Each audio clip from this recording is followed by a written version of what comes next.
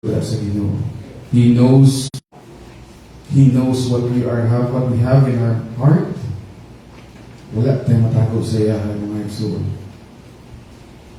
And to make sure that our prayer meeting tonight may be sa iyang side, let us all confess our sins. Let us pray.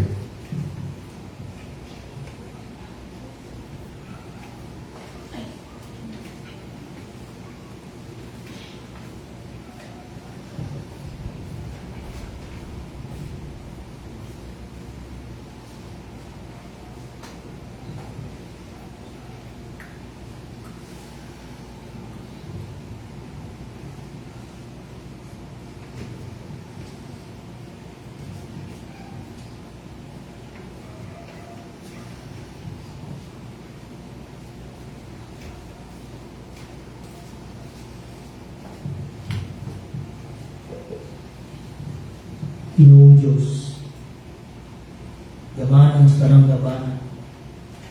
Lord, nagadungol kami mo, Lord. Nagpapangayo kami, Lord, sa inyong kapasayluan, Ginoo.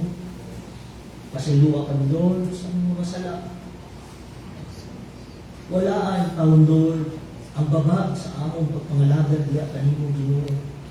Na madumugin mo ang among pagkanta, pagsimba diya kanimo, Lord. Lord, limpyo yung kasing-kasing, Lord. Mukhang pure ang heart, Lord. Lord, bisang pag-Ginoo, kung nag-aampo ka mo, Lord, sa akong mga kaitsuunan, Lord, nakadulungan niyo, Lord. Ikaw nakauban sila, Ginoo. Lord, ako kung ginaampo, si Brother Russell, Lord, na siya ang dala sa mensahe ko ninyo. Tagay siya wisdom, Lord. Tagay siya kaalam, Ginoo, na mapaabot sa mga inyo ang mensahe ko. Lord, isang pa, Lord, tagay ni o taksamot, Lord, na makasamot ni Ginoo sa mensahe, Lord. Lord, ako magsalig sa mga tanan, Lord. Jesus' name, Amen. Amen. Salamat na Brother June. So, karoon, akong yata ang time sa atong song leader, and let us all stand as we sing our praise and worship before start our prayer meeting tonight. Let's sing praises for God. Let's sing the song, Love Lifted Me.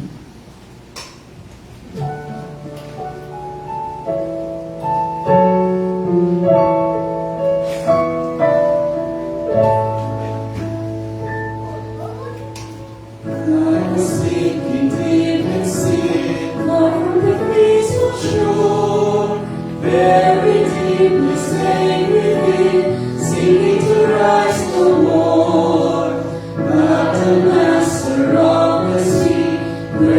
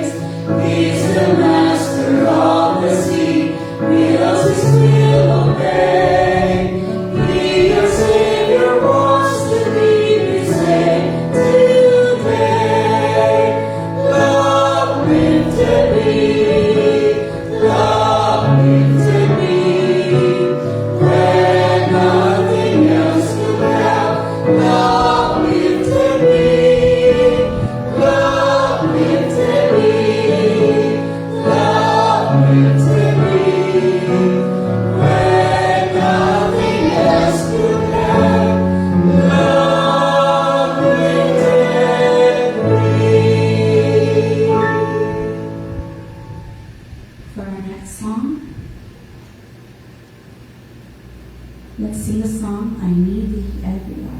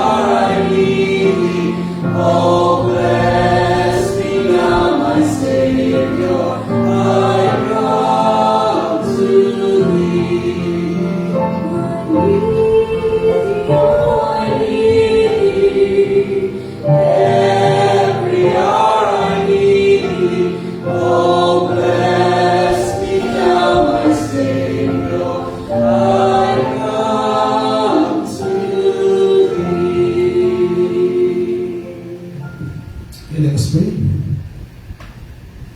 Our Father, our Lord, our Savior, oh, our Creator, we are so blessed, O God, karon paggabi na Ginoo, yung ipadahap na namin, o hindi, Ginoo, imo na pagbihin, itapok, O Lord, for a purpose, and that is to glorify you, to worship you, to listen to your word, to pray for one another, serve one another, O God. Thank you for the gift of fellowship. Praise you tonight, O God, for the privilege na kung diin, imong gitugot na kami makatuon na po. Imong gitugot na kami makahalad na po palag-awit diya kanimo Ginoo. Because Lord, please kalibutan. Pagkilisod na din, Lord. May nga lang yun, Lord, na naay mo mga saad, among ginakuptan, O Diyos. Yung mga saad is perfect. It means it will never fail, O God. That's why we need you, O God. Every hour we need you, our Savior. Bless us, O God, every time na we feel hopeless. Every time na mag-fall away kami, O God. And that is our assurance, Ginoo. Ang imong paggunit ka namo, O God. Because wala kami saktong kusog, Ginoo, to fall away. Because mas powerful, Ginoo, ang iyong paghunit ka namin. We are so blessed, Ginoo. You have chosen us before the foundation of the world. We are so blessed na bisa ka man sa mong sanctification, O God. You are sustaining, you are providing everything, O God. And this is one of those means na yung gamit o Diyos to grow us spiritually. Prayer meeting. Salamat nini na higayon, O Diyos. Pray, O God, na ikaw mag-auban sa matagusa. Pray, O God, na ikaw magapuno sa mga kasinggasin, O Diyos. Sa mga pulong na mga dungog. Sa mga kabatuuran na mapaabot din mo, dini ka namo, O Diyos. I'm also praying, Lord, na ikaw mag-speak. Dili sa ko, O Diyos. Speak through me, O God. As I praise, Lord, ang kamatuuran. Thank you for this privilege, O God, na kumbihin na matapos sa kanamo, Lord, makita ay kalipay, because we are connected to one another, we are united to one another, that's because of Christ. Christ Jesus, na mo yung naghatag ka namong kaluwas. Not because namin nabuhat mo maayon, no. Because ibuhat ni mo ang tanan, Lord. For your glory and for the goodness of your people. Thank you kayo rin, Lord. We are so blessed kayo. Bani matapos sa Lord, isa naman sa mga kaugaling mga layong patuloy, Lord, dinit ka. Papunta sila galing na safe. So I pray, in Jesus' mighty name, Amen. Pareho, maglingkod ng matapos sa.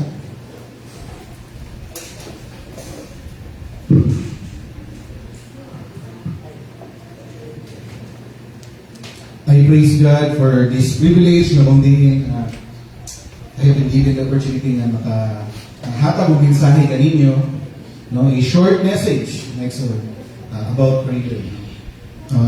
Ako sa pista pang kanina itong gibuhat ko ni Adi, kanina face to face, no, and mag-focus ako sa prayer since this is a prayer meeting. Okay? Kumusta mo? Kumusta inyong simana? Kumusta ang mga nahitabo sa mga nilabay mga adlaw? No? Ang ato ang topic for tonight, no, akong assignment for tonight is to give you a message, no, about prayer. Okay? Mangutan ako sa inyo, ha? Unsa nga part sa prayer ang lisod? Pagpaabot. Yes, ang pagpaabot. Ang waiting. Ang waiting time. But before ang waiting time, natin practical na question. Unsa kani? Nakapangutan na ba mo na nadungog ba ka sa Dios akong pagampo?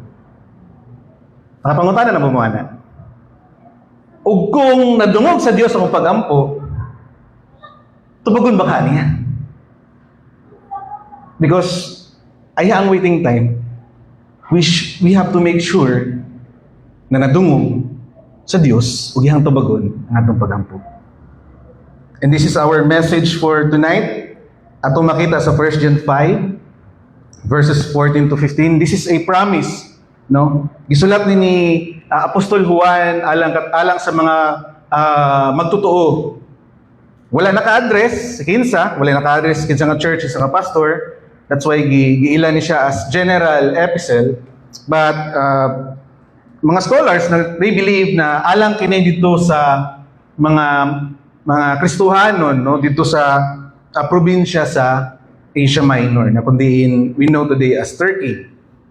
Okay, mo ni ato ang passage for tonight. 1 John 5:14 to 15, if you have your Bibles. Sabay-sabay ta itong basahon. And this is, ready?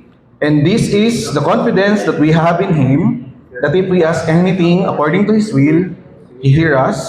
And if we know that He hears us, whatsoever we ask, we know if we have petitions that we desire of Him. Maigsoon sa itong prayer meeting, as usual, no, magduol kita sa Dios nga unsa? Dios nga maminaw. Dili lang siya maminaw, siya po ang Dios nga mo-action. Because siya ang Dios nga nag-invite ka nato nga mangayo diya sa iya. Okay, duha ka butang atong pag-isgutan tonight. God surely hears us. Mo na to makita sa verse 14 and verse 15. God surely answers, no? If we pray according to the will of God. Okay? Na mga issues na nahitabo kaniadto nganong gisulat ni siya ni Apostol Juan. Okay? Ang chapter 3 sa 1 John, chapter 3, chapter 4, gi-establish niya diha no ang standing sa believers diha sa tubangan sa Dios. And then naabot in chapter 5 verses 1 to 12, mas gi-establish pa gid ni Juan ang standing sa mga believers kaniadto. And then here comes verse 13, mao ay nagsumpay diri sa verse 14 and 15. Verse 14 and 15, diha nato makita ang promise, no? Promise of assurance na kung diin ang Dios maminaw o siya nagatubag. Okay? Number 1, God surely hears us. Verse 14, and this is the confidence that we have in Him, if we ask anything according to His will, He hears us. Si Apostol Pablo nagsulat niini during his ministry dito sa Ephesus. Gisulat niya ning epistle before kanang hapit na mahuman ng 1st century. Okay? And kailan mo ni Apostol Juan, di ba? Siya tong nagsandig kang Christ sa breast ni Christ during the Last Supper. Siya tong nakiglumba kang Pedro padulong sa empty tomb. Mo ni si Apostol Juan, siya po ang nagsulat sa the Gospel of John in the book of Revelation. Okay? And samsong gingon, this is a general or circular epistle tungod kay wala gibutangkin sa ang recipient niini. And gisulat niya ni sa congregation nga naay internal crisis kaniadto. No, tungod kay naay mga false nga mga teachers nga nag-arise sa sulod mismo sa congregation. And kani mga false teachers naga-promote ni sila Gnosticism. Gitawag siya Gnosticism, meaning gideny nila ang goodness of creation, ang incarnation of Christ, gideny po nila, and they are also promoting na kanang ang kaluwasan is dili pinagi sa pagtuo diha sa kamatayon ug pagkabanahon ni Christ. Maluwas ka kung ikaw mo maka-acquire ka ng ginatawag na mystical knowledge. Mystical knowledge or secret knowledge, no? And kabalo mo nahitabuan ni mga false teachers, nanghawa sila sa congregation. Itawag siya schism, no? Kaning schism, kuan siya ang paghawa sa congregation nga dili ang hinungdan is dili core doctrines, ang hinungdan is kanang politika sulod sa church government. Mura na yung mga hinungdan, di ko ganahan sa kong kauban diya. Di ko ganahan ni Brad kuan kay burit mong kayo. Mura hinungdan nga nang hawa sila. And actually, mabasa na to na sa 1 John chapter 2 verse 19. No, ato basahon. They went out from us, but they were not of us. For if they had been of us, they would no doubt have continued with us. But they went out, that they might be made manifest that they were not all of us. Dili sila kauban nato. Okay? Nimbiya sila sa congregation. And kaning mga false teachers nga nimbiya sa congregation, ang ilang false teaching nagpabilin. Nagpabilin dito sa congregation. And katong false teaching nila, nahimo siyang poison. Nahimo siyang poison. Kung sa ganito, Gnosticism, nag-promote po ni sila spiritual elitism, na kung diin nga tungod kay ang imong kauban naka-acquire na siya kanang mystical knowledge, paminaw nimo murag ubos na kay kasiyaha. No? And then because gi-deny nila ang incarnation ni Christ, gi-adapt nila ang kaning ginatawag nato Docetism. Okay, heresy gyapon ni siya, no? Kung diin gi-deny ang kanang full humanity ni Christ. Okay? Kanang gina-argue nila na si Christ is wala siya physical body.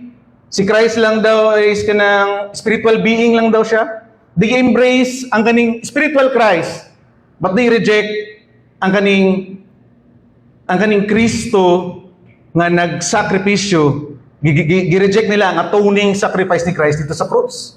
That's Docetism. And daghan nga mga believers dito sa congregation ang naglibog na-confuse na sila. Kay ang ilang kauban na naka-acquire naman Power naman yung kauban niya, kung wala pa man. Unya, wala man ka ito na kuan, dili man ka ta maluwas pinagis, kumututa kang Kristo, siyang kamatayon ug siyang pagkabanhaw. Para sa pa man nga mag-amputa, naabot sila ana. Naabot sila ana nga confusion. And mao ning gi-address ni Apostol Pablo. That's why he wrote this kani nga epistle. Gi-address niya clearly, gi-address niya ang kanang nga issues nga katong gibasa nato na nay confidence, kanang word na confidence, na ang standing nimo diatubangan sa Dios is genuine. Gi-reassure niya ang kaning mga believers kaniadto. Na tungod kay ikaw genuine believers, reassure naka-assurance. When it comes to prayer, paminawon sa Dios imong pagampo. Okay? Confidence. Kining word na confidence, ang Greek word ani is paresia. Sa Greek secularism, ginagamit na yung paresia sa kanang public na panag-istoryahanay. And kani nga privilege is naka-reserve lang ni siya dito sa mga free citizens sa Greek. No, dili siya pwede dito sa mga slaves or sa mga foreigners. Okay? Ang kani nga privilege nga kung diin pwede ka maka-speak frankly, speak boldly sa public, kana nga privilege, paresya. And then pag-abot diri sa letter ni John, ang paresya is ginapasabot ani is kanang ang ato ang kanang walay hindrance nga pag-istorya diya sa Dios, amahan. No hindrance. That's paresya. And then, ang kaning verse 14, gina-echo niya ang chapter 3, verses 21 to 22. Akong basahon. Beloved, if our heart condemn us not, then have we confidence towards God, and whatsoever we ask, we receive of Him, because we keep His commandments, and do those things that are pleasing in His sight. Okay, kung bisan sa atong pangayoon daw, madawat nato. Kay gituman man daw nato ang iyang mga sugo. Munang ginapaabot ani sa verse John, and munang ginapaabot sa tuwa, gina-re-echo sa verse 14 dito sa chapter 5. That's why pag-abot diri sa chapter 5, sa dihang nadungog ni sa mga believers kaniadto, nasabtan dayon nila ang ginapasabot ni Pablo, ni Apostol Juan. Unsa yang ginapasabot? That there is an assurance sa kaluwasan, that kay tungod naluwas kita diha, we have now this confidence tubangan sa Dios. We can speak boldly, we can speak frankly because we have this covenantal relationship diha sa Dios. Isip nga mga anak ug amahan, paresya. And the certainty, the assurance na paminawon ug tubagon sa Dios ang atong mga pagampo. Verse 14. Tanawan ninyo ang verse. And this is the confidence that we have in Him. This is, ang Greek word na this is ginakuha ang imong focus, imong attention. This is, mao ni. Tanawan ninyo unsa ni. Unsa ginatudlo sa word na this is diya? Confidence. Dili uncertain confidence, dili pud self-confidence, but confidence diha in Him. Kinsa man in Him dire? This is Christ. We have confidence in Him. And then, may condition nga nagsunod. Unsay condition? That if we ask anything according to His will, He hear us. If we ask anything, tanaw ninyo yung word na if we ask anything, mo siya unlimited, no? Sa primerong tanaw ninyo. Mo siya unlimited na word. But, na ay qualifier. Unsay qualifier? According to His will. Na qualifier. Meaning anang according to His will, it means conformity in His will or aligning our prayers in His will. Okay? So unsa man ang will sa Dios? Mo na ito mabasa sa scriptures, mo na ito makita sa karakter ni Christ, mo pud na ang atong ang assistance by the assistance of the Holy Spirit nga naa dinhi kanato. Nga naman, na di assistance ng Holy Spirit di ay? Okay? Sa Romans 8, 26 to 27, na kung basahon sa Cebuano, kay mas klaro siya sa Cebuano. Sa sarang paagi, sa atong pagkahuyang, tabangan kita sa Espiritu, kay dili kita mahibalo kung saan pagampo. Ito to, kabalo sa pagampo, mo nang ginatabangan ta sa Espiritu, sa atong pagkahuyang. Ang Espiritu mismo, ang mga lipuyo sa Dios, alang kanato, uban sa mga pag-agulo, nga dili ikasaysay sa pulong. Ug ang Dios nga nasayod sa kasing-kasing sa mga tao, nasayod sa gihunahuna sa Espiritu. Kaya ang Espiritu, mga lipuyo sa Dios, alang sa iyang katawhan, sumala sa iyahang kabubuton. Now, this is praying in the assistance of the Holy Spirit. Okay? That's praying in conformity to the will of God. And then, ang susunod, kung mag-ampo daw ta to the will of God, unsa daw ang susunod? He hear us. He hear us. Kanang word na hear diha, dili na siya past tense, dili na siya future tense. It's present tense. Meaning, this is a continuous, ongoing na attentiveness sa Diyos. Sa imong mga pagampo, paminawon niya. Okay? Wala lang siya naminaw, but pasabutan na, kanang hear diha, wala lang siya naminaw, he also understood kung sa imong ginampo. And because he understood, he takes action. Okay? We pray in conformity to His will because we have this, sa masonggingon ganiya, we have this covenantal relationship. We are children of God and we are speaking to our Father. Maayo nga amahan. Tungod kay maayo atong amahan, dili siya gusto ikadaot nato. No? Muna nga usahay, pag-abot sa prayer, matingala mo, wala ka man gitubag sa Dios. O pagampo, pila naman to katuig. Wala lang ta kabalo. Basin o ganang ginalikay ta sa Dios, tungod kinasay maayo nga plano para kanato. Nindot kayong plano sa tao, nga igsuon, pero timanin ninyo, mas nindot ang plano sa Dios. O di ba kaha, dugay lang niya natubag, dugay lang niya gitubag imong pagampo kay gina-prepare ka niya para sa time nga moabot na imong ginapangayo kinsa may mga himaya, ang Dios. Okay? Yeah, mo na ang Dios, mo na atong amahan nga ginaampuan. He is our good Father. He listens. He kanang ginahatag niya ang attention sa tuwa and he already moving. Okay, that's here. Kanang word na here diha, no? And unsa to makita diri mga igsoon? Unsa to makita diri? It is very important mga igsoon to know the will of God. Labi na pag-abot sa prayer. Di ba doon ito ang klase ang will sa Ginoo? Sa itong una? Secretive will and revealed will. We are talking about the revealed will of God. Gi-reveal niya sa Scripture, gi-reveal niya sa character ni Christ, and gi-reveal sa tuwa in the assistance of the Holy Spirit. It is very important na mahibaluhan nato unsa din kabubuton sa Dios. Para dili ta mahimong unsure pag-abot sa tong prayer. Okay? Brothers, unsa man ang pag-ampo according to His will? Unsa man pud na? No? Unsa man ang pag-ampo according to His will daw? Unang-una mga igsoon, pray the scriptures. For example, Lord, ang imong pulong giingon diha sa Philippians 4:19, nagingon ka nga, you shall supply all my needs according to your riches in glory. Lord, salig ko ana Lord. Tuokay ko ana Lord. That's why, Lord, tonight I'm asking you, provide this, Lord. Kani akong ginapangayo. That's praying in the scriptures. And that is praying according to His will. Okay?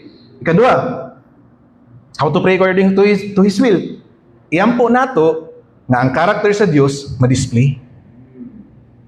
You pray for healing, tungod kay ang Dios healer. You pray for restoration, because God restores. You pray for salvation because God is Savior. Okay? You pray for provision because God is the great provider. You pray para ma-reveal ang kaning character sa Dios. But be careful na dili mahimong selfish ning imong mga prayers. Okay, because most of the time, we are selfish na dito ka bantay. But dili siya mahimong selfish prayer as long as we are praying this with a motive na kanang to glorify God. Okay? We have this motivation, we have this desire na we are offering this prayer to glorify God. And this will never be selfish prayers. Okay, so itong una, pray the scriptures and then pray for the character of God to be displayed. And then ang ikatulo, kani, submit your unknown desires diha sa Dios. Okay? Pag-abot sa time nga nagkalisod ta, time sa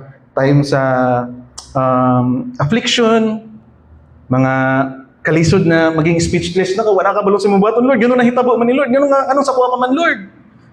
Diba? Mabot ang time na wata ka balong sa itong iyampo. O di pa ka, nabot ang time nga, di na lang sa kamuhampo.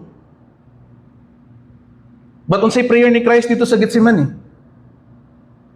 Father, dito sa Luke 22, Father, if thou be willing, remove this cup from me. Nevertheless, not my will, but thine be done.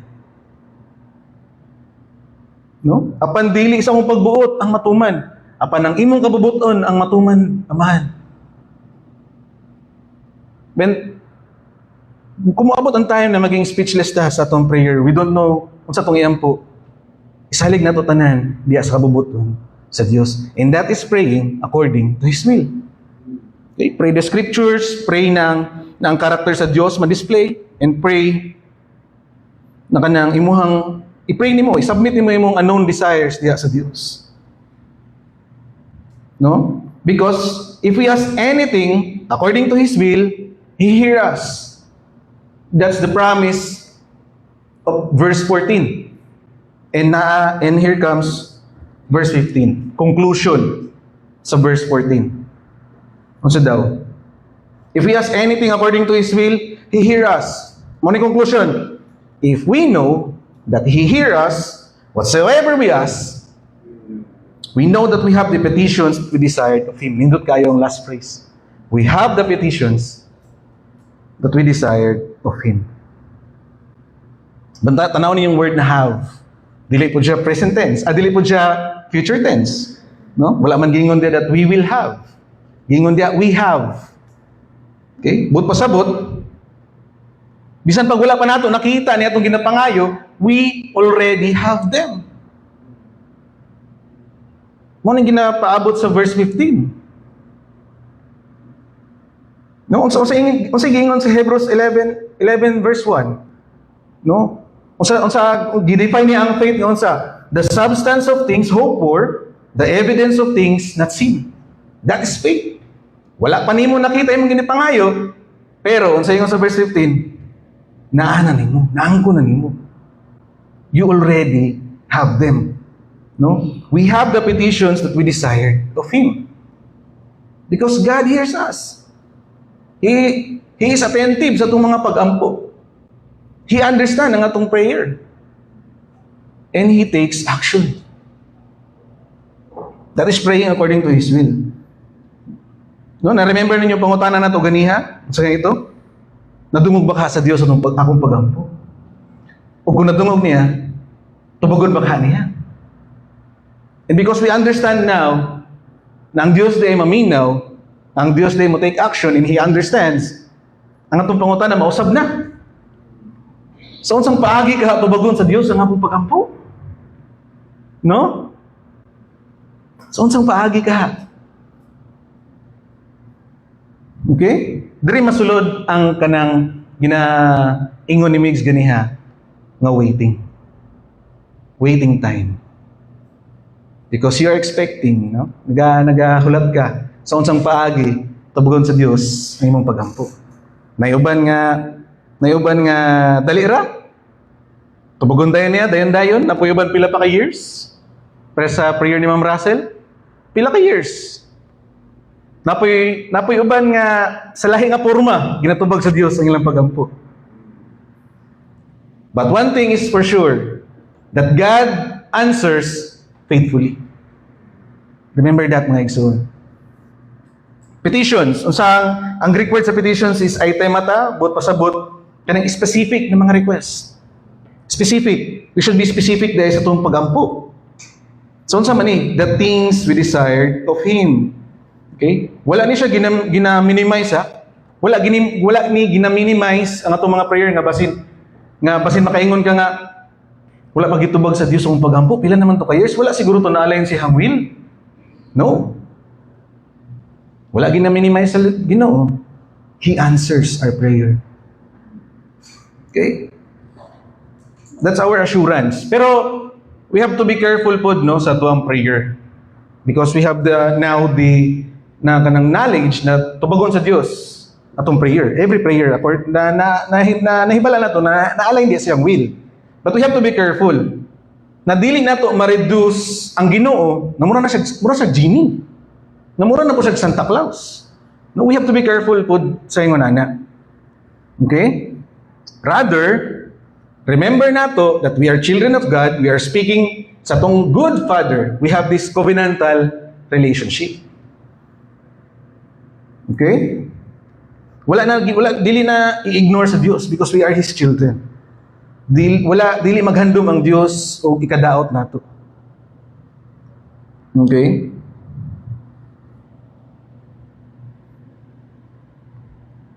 Now, mga igsuon, dali ko magtapos, no?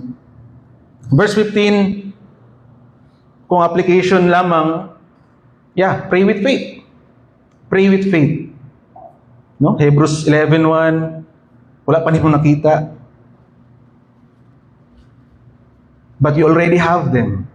Verse 15. Okay? Wala ta nag-demand ha? Wala ta nag-demand sa Dios. Di po ta pwede mo demand sa Dios. We are presenting, mura bitaw ganang, gi-present lang nato ato ang mga prayers diha. Bili na to diha sa lamesa sa Dios. And then, salig lang ta sa Dios. Yan ay bahala na. Okay? Kaya dili na to pwede i-treat ang ato mga pagampo as transactional. Okay? Dili pwede na. Dili genie ang Diyos. Dili siya Santa Claus. He is the sovereign God. He has sovereign wisdom. He knows how to answer your prayers. He knows when. He has His perfect time. And because it is perfect, it will never fail. That's our assurance. That's our comfort. Muna nga, every time nga natin ginaampo, dili ta ma-burden. No? Dili ta ma-burden because, lisod ang waiting time, but we are comforted, no? We are comforted nga not now, but we know that God answers faithfully. Okay? Sa masonggingon ganiha, pray specifically. Why? Nganong importante nga mag-pray tayo specifically? Because kung tubagon sa Dios ang imong gihampo, mahimo siyang testimony. Mahimo siyang testimony sa pagka matinumanon sa Dios yung mga saan. Lord, ayuha si Kyle. Siya nahitabo. Nahimo siyang testimony sa faithfulness sa Dios. Lord, luwas ako mga igsoon. Asa sila Kuya Ramil karon? Pauban nato. Different timeline. 9 na tubag dayon, 9 na tubag pila pa ka years, but still God answers. And He answers faithfully. Okay? That's why we have to pray specifically. Ikadua, Philippians 4:6, sa gingon, bring our request to God with thanksgiving. We have to be thankful, bisan pa man wala pa nato nadawat ang tubag sa Dios. Even in an unanswered prayer, we have to be thankful. Okay? And then I think this is one of the most important, no? Submit our prayers and trust God's timing. Importante kaayo. Dili ta ma-burden. Because we trust God's timing. Okay? 1 Peter 5:7, sa gingon, casting all your care upon Him, for He care for you. Salig na to tanan sa Dios. And also, we trust His perfect timing. Amen ba? Amen. Okay? Now, mga igsoon, ako'y kabilin sa inyo, ano? Sa tuwang prayer time tonight, will you pray specifically? Magampo ba ka biblically? Will you pray boldly diya sa Diyos, with confidence diya sa Diyos? No? We pray because we trust, na makitrust diya sa Diyos. Dios nga maminaw ug Dios nga mohatag og tubag sa imong mga pag-ampo. Pray specifically, believe firmly, and be confident in God's perfect timing. Amen ba? Okay, mga igsoon, dito magtapos. Let us pray. Heavenly Father, Lord, thank you for this message, O God. We are reminded of your faithfulness, O God. We're reminded, that you are building up, O God. You are building our character, you are building everything, O God.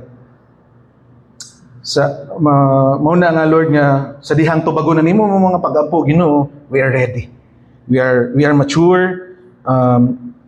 We know, O God, nga angko namo among mga pagampo, O Dios, mga tubag sa mong pagampo, tungod kay ikaw faithful. Dili tungod kay naningkamot mi, dili tungod kay nagagahin mig time, no. Wala gyud amuha ni Lord. Tanan imuha gid, Lord. Sa pagkatinuod gani, Lord. Wala mi diri karon, Lord, ug dili itugot nimo. That's why, Lord, every time we pray, Lord, teach us to pray na na-align diha sa imong kabubuton. Salamat kay Lord sa kanunay, dalaygon ka, Lord, sila katapusan, O Dios. Tanan dungog himay kanimo lamang, Ginoo, kadagi sa buhingalan ni Ginoong Hesus, nimong bugtong anak amo ng luwas. Amen ug amen. Okay, akong hatag kay Brother Mix.